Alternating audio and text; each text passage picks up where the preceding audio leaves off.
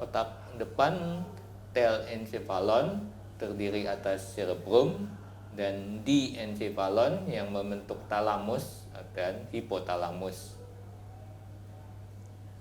Pada otak depan, cerebrum dalam bahasa Indonesia disebut juga otak besar, itu merupakan bagian terbesar pada otak. Nah, itu terbagi atas dua hemisfer ya. Hemisfer itu belahan ya. Kiri dan belahan kiri dan belahan kanan. Lalu masing-masing hemisfer terbagi lagi atas lobus-lobus. Secara histologis ya, cerebrum itu terdiri atas kulitnya yang kita sebut cortex ya. Dalam bahasa Latin cortex itu berarti kulit ya, cortex cerebri, jadi berarti adalah cortex cerebrum ya.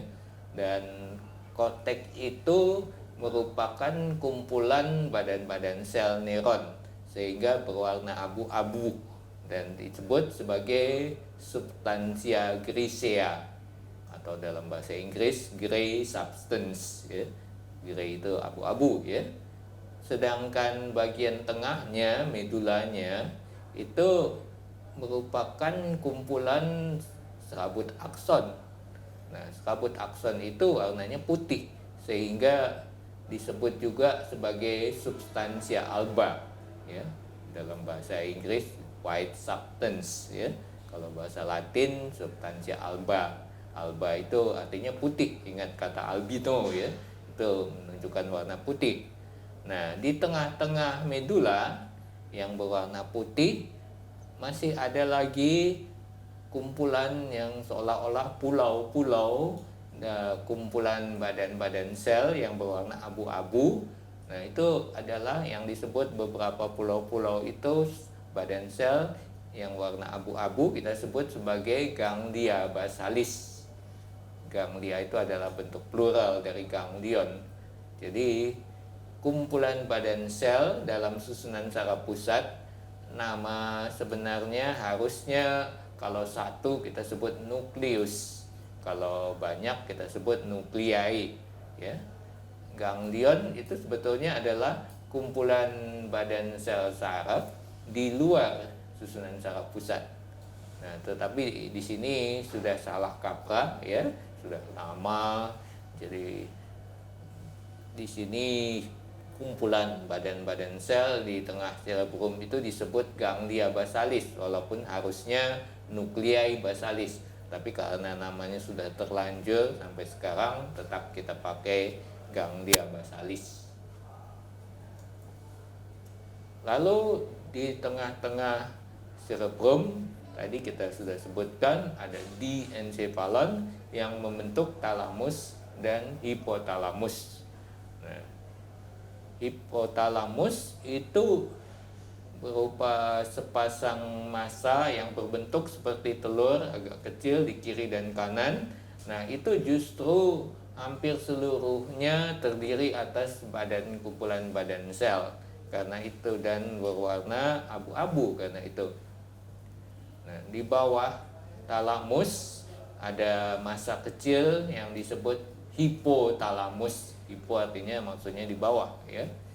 Nah, hipotalamus itu merupakan pusat tertinggi dari susunan saraf otonom ya.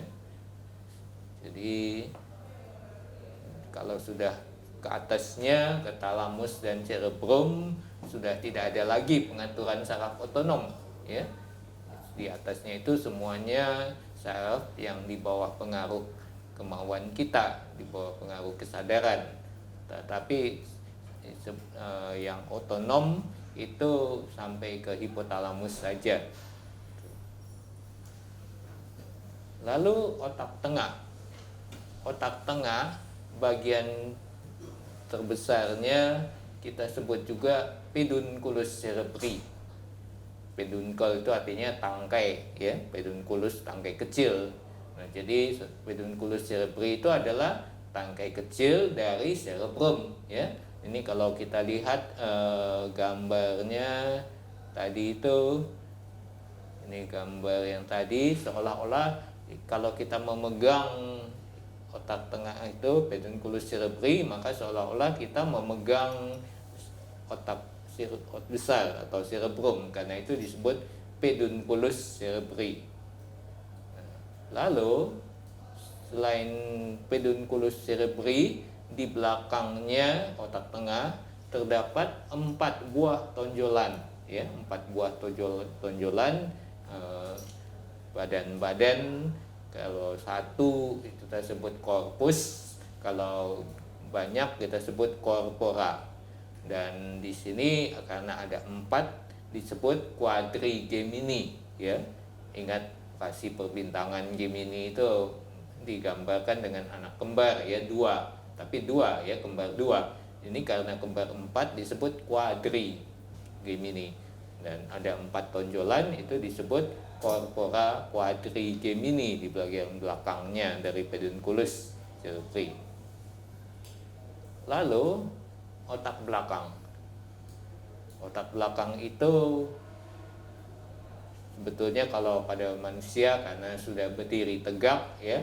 Kalau hewan itu sumbu badannya melintang dari depan ke belakang, tapi kalau manusia berdiri tegak. Jadi yang disebut otak belakang, ya, belakang itu sebenarnya pada manusia menjadi bawah, ya. Yang tadi otak depan itu di atas, otak tengah ya tetap di tengah, otak belakang itu adalah di bawah. Nah, otak belakang ini tadi kita lihat gelembungnya ada yang menjadi met, ada yang menjadi miel. Met bagian depannya adalah pons dan belakangnya cerebellum. Pons itu artinya jembatan karena seolah-olah menghubungkan ke atas dengan otak tengah, ke bawah nanti dengan medulla oblongata, ke belakang dengan cerebellum, karena itu disebut pons. Dan di bagian belakangnya ada otak kecil atau cerebellum.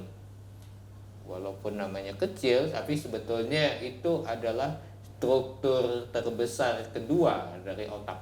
Yang paling besar yaitu cerebrum atau otak besar dari bawah.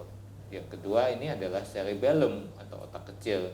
Yang lain-lain ya lebih kecil, pons lebih kecil, ya, thalamus lebih kecil dan seterusnya. Dan di bawahnya lagi adalah mielencephalon atau medulla oblongata.